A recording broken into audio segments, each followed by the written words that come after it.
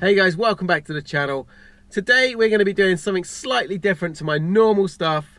Most of you think that my passion for cars lies solely in these Italian beauties, but you would be wrong. Actually, I like many brands. One in particular that I have a bit of a thing for is a very famous German one.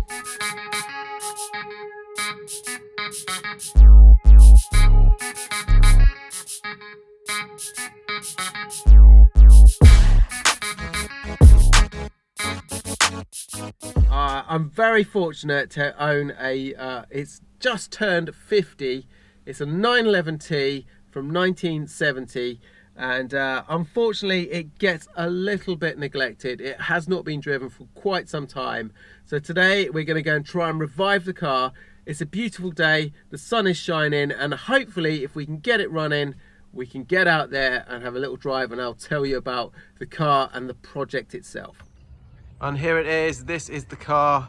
It's a Porsche 911T. It's a 1970 coupe, non-sunroof, and I'm going to give you a good old tour and explain all about this car, all about the project, everything that this car needs. But first of all, let's prioritize. Let's see if we can actually get it running and back on the road. So before we start, I do have to admit I did attempt this yesterday and straight away discovered I had a completely flat battery. So that's been on charge overnight. It's at full capacity now, so we're ready to give this car a go. It wouldn't even budge yesterday. There was no movement at all in it. So let's get in, let's jump inside and see if this works.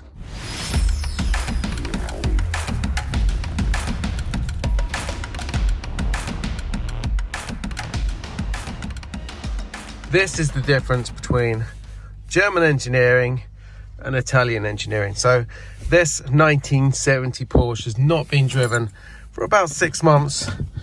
All I've done is charge the battery, give it a little bit of pedal juice, see if we can start it.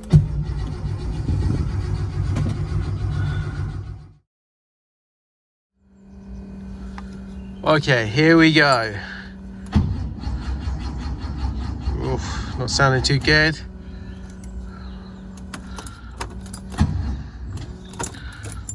Let me try something else.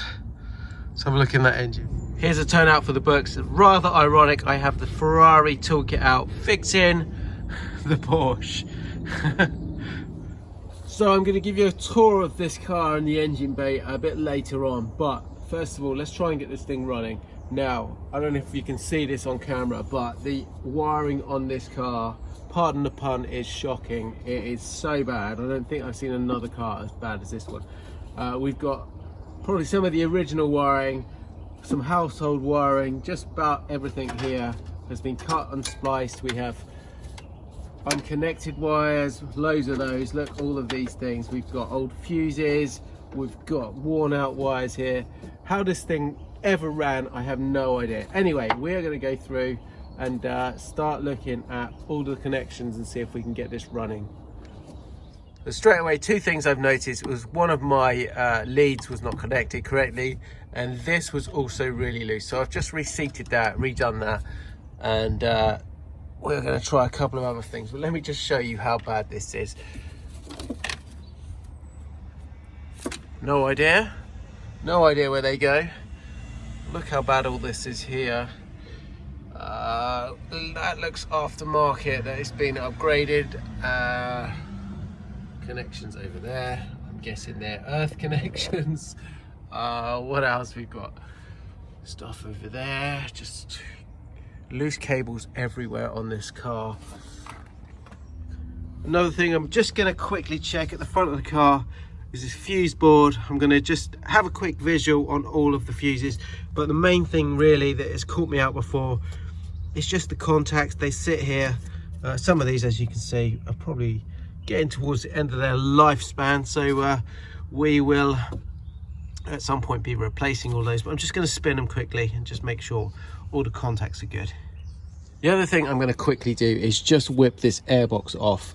The reason being is the car has sat here all through the winter. It hasn't moved for months, and previously I've seen it where I've got animals and various stuff that's just kind of got inside here. So It takes me 5 minutes. I'm going to whip that off, have a look in there, have a look in the top of the carburetors, just make sure there's nothing in there blocking anything.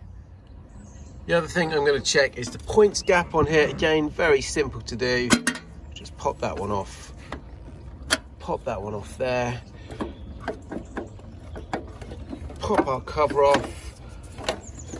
Let's try and get that to one side. I'm just going to pull that off there. And then with our feeler gauge, I'm just going to check the gap for our points. I've had it several times before where it just goes out and just needs resetting. So I'm just going to quickly do that on here.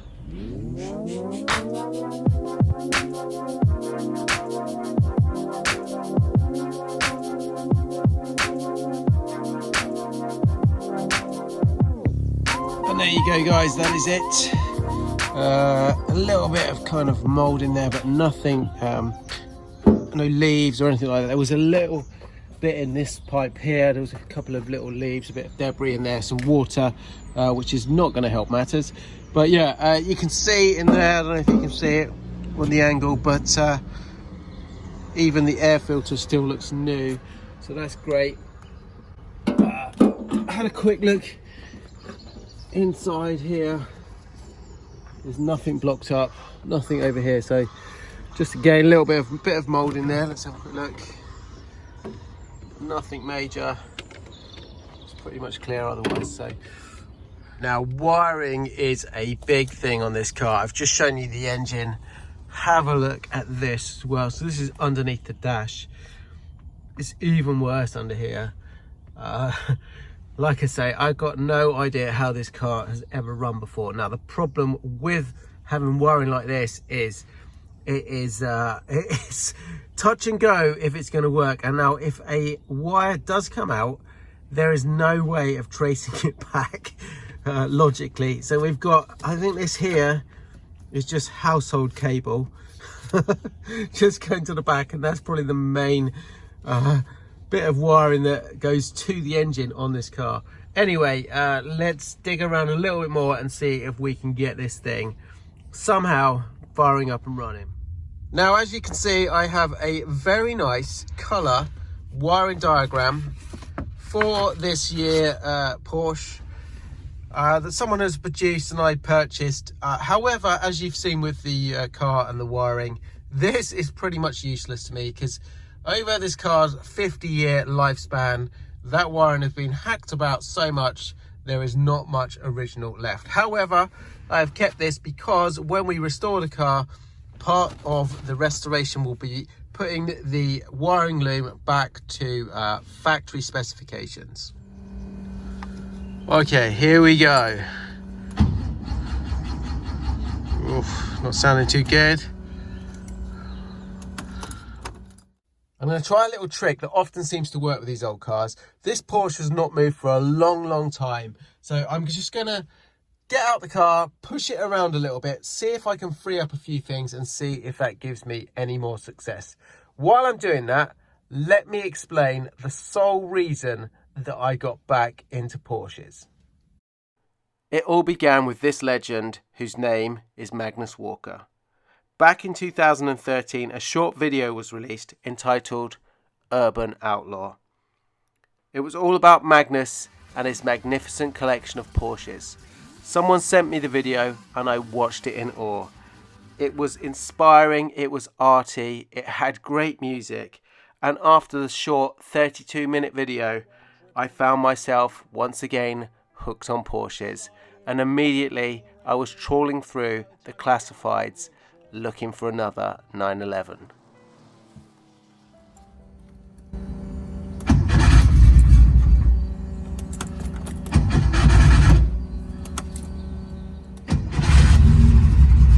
Yes, we have done it. Got a bit of life.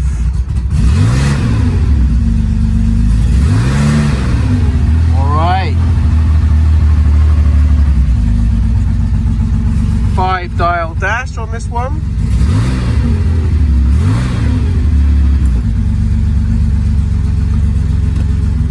Let's check a few things. See if the lights work.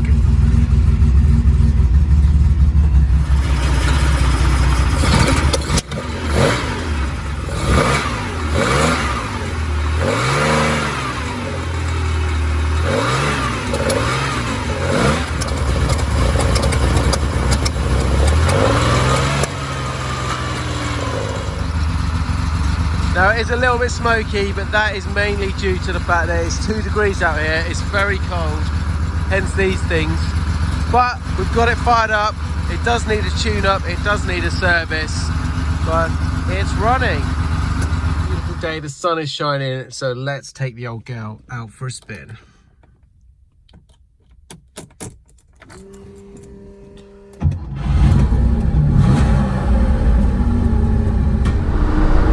There we go.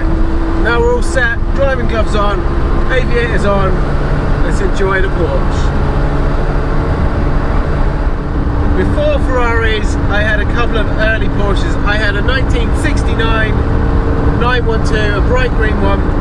And if you happen to Google my name, you'll probably find one of the top search results comes up with a silly picture of me with long hair a long time ago in a bright green 912.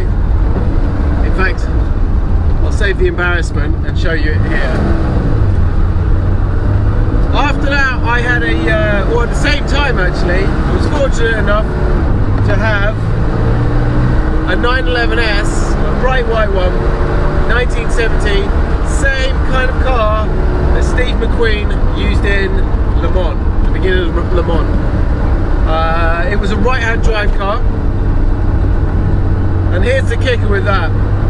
I sold that car for £2,800 a long while ago actually, and it was one of 30 built, I discovered, and at the height of the Porsche boom they were going for over £150,000. Hindsight's a wonderful thing, eh? Anyway, the reason I sold those two cars was to fund my first Ferrari, the 348 Spider, which has always been my passion. Above everything else, Ferrari is my thing. But for a long time, I missed this classic shape of the 911.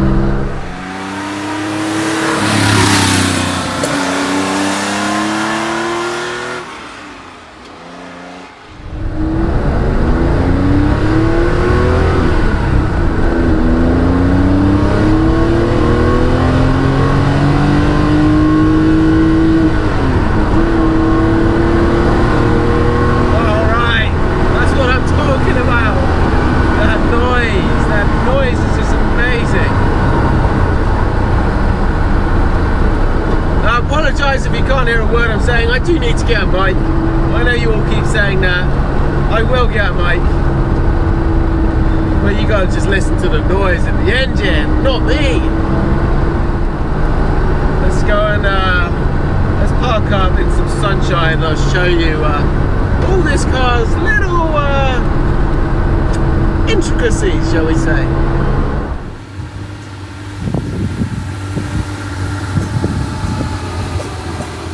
Let's give you a little tour of the car. Apologies for the shadow, it's very bright out here. But it's a nice angle, you can see it. So this is a 1970 911T. It's a 50-year-old 911. So the 911s of that era, they came in 3 guises. So we got the T, which was the base model. We have an E, and we have the all singing, all dancing S. S's are the ones that everyone wants nowadays. Obviously they command a premium. This one's a T. They all look exactly the same pretty much from the outside. A couple of little bits, but unless you're an expert, you're not going to really tell. Engines were tuned up, but this is the base model, and it still puts a big smile on my face. Anyway, as you can see, it's Guards Red. This is a typical 911 colour. Now, what I will show you, we'll have a little closer look, but I'll show you in a bit the original colour of this car, which is rather cool. Anyway, 80s Porsches, yuppie years, everyone wanted a Guards Red 911. So what you found was a lot of these earlier cars like this were resprayed, and a majority of them, the vast majority, was resprayed Guards Red. A lot of them had updated parts from that era. Cars were cannibalized, updated, big wings were put on, big flared arches, different wheels. As you can see with this one, we've got the seats from that era. I said to you earlier about the dash, we've got the dash from that era, but the cool thing is the majority of this car is still original. So what have we got? We got all the chrome windows, big feature. Steering wheel I've changed. That is a Momo Prototipo, which is my preferred steering wheel for these cars. Door cards have been changed. Things such as the lower door pockets, and I'll show you a picture here of what they should look like. They are super expensive, so you'll find a lot of these earlier ones, because they are now worth money, they're getting back and put back to original. However, because these cars were really not worth a lot of money for a long time, they were really neglected. So you'll see from this car, this is no exception. You can see here there's rust coming through. Typical areas are here on the lower parts of the rear window. This is a desired car, actually. It's a non-sunroof coupe, so probably the one that most people want is something like this when it's looking for an early 911. Quite rare. A lot of them came with sunroofs, especially when they started going into the late 70s and early 80s. The majority of the cars you'll see are sunroof cars. Here we have a bit more rust, so things like this rear fender will get changed. Doors on this car, these are actually solid, but I got a feeling they were changed at some point. The paintwork on it, as you can see, is a little bit flat. It's mainly my fault, but it's like this. These are all common areas that 911s along this little water channel here. Again, you can feel, you can just see, just bubbling here. Quite solid. Let's have a quick look at a couple of areas. So, typical 911, that is my fuel flap here in the wing. Then we've got this one, bonnet. And then we've got this one here, which is the engine. Let's have a quick look at the engine. So, we have got on this car a 2.2 litre flat 6 engine. It's a carburettor. Very typical 911. You've got this great big fan wheel at the back. I did have it out of the car. There's a lot of things to do on it. It had a mini service, but as you can see over here with all the wiring, apologies for the light here, it was very bright today, but the wiring in this car is atrocious. There we go. What else have we got on this car? We have got the long bonnet, so the long hood version. There you go. Another area here that rots on these cars is this panel, as you can see. I didn't show you in the boot, but this in the engine is a new panel I've bought. That is that's to replace all of this. Oh yeah, and the other point I was going to tell you is colours. Let's have a look at the colours. So guards red at the moment. If we flake off some of this paint, you can see it had a metallic blue at some point, and beyond that you can't really see it in this light, but that is tangerine orange, and that is the original car. I've got the build spec on this. That is the original colour this car came in from factory, and that eventually, just see it a bit down here, is what it will be going back to when finally one day it gets restored. You can see the blue down here. There we go. And then certain places, if you dig a little deeper, you can find that lovely orange. So really looking forward to that. I'm not a particular fan of guards red. There were so many of them. Can we see here? Yeah, I think just about. Anyway, it needs a lot of work, but for now it's going to be enjoyed. We've got a stainless steel sports exhaust on this one. What else have we got on here? Let's have a look. Let's go back to the front. And yeah, long bonnet car. These are the ones that are really sought after. before the 80s and the impact bumper. On the 80s you got the rubber little kind of concertina bumper down here. This car, like I say, is an early 1970 car. It's 50 years old, this car, can you believe it? And still a great looking shape, iconic really. So yeah, we've got the mirrors, the twin mirrors on this car. They were added. I did have the big flag 80 mirrors on this car, but we've changed it. We got it back to original kind of spec and shape. There's lots of things that I still need to do, like seats, and I'll just be putting some kind of RS copy seats in there, not the originals. We did have, when I bought it, the RS ducktail spoiler on this car, and unfortunately that really doesn't look good with these narrow rear fender arches that come from the factory in the 70s. So there you are, this is the 1970 911. What are my plans with this car? Well, gradually we're going to be restoring it. There's a lot of work to do, which is partly why I am currently learning welding, so I can do some of it on the channel and show you guys what we're doing. We are going to be just leaving it standard. As a couple of little changes, maybe some seats, but other than that, bodywork's going to stay the same, engine's going to stay the same, gearbox is going to stay the same. We're going to be fixing all that wiring. We are going to be fixing all of that rust. We're going to put it back to original colour, which is going to be, like I say, that lovely tangerine orangey colour. I'll show you a picture here of how that looks on these cars, and so I think you'll agree that is a really nice colour. What else? What else can I tell you about this project? Well, there's things like getting all the clocks working properly. Half of them are not working at all, or are reading the complete wrong. Reading something wrong here. I've got full oil temperature, things like that. So we're going to try and rectify all of those little problems. We're going to probably look at some of the suspension. That hasn't been sorted for who knows how many years. I would imagine a good 30. So see if we can make any improvements on that over time, and just really clean it up, make it a little bit more pleasant to drive. It's a lot of fun at the moment, but if we just tightened everything up on it, I know this would be a lovely, lovely car. It actually happens to be one of the cheapest cars for me to drive, because it's so old.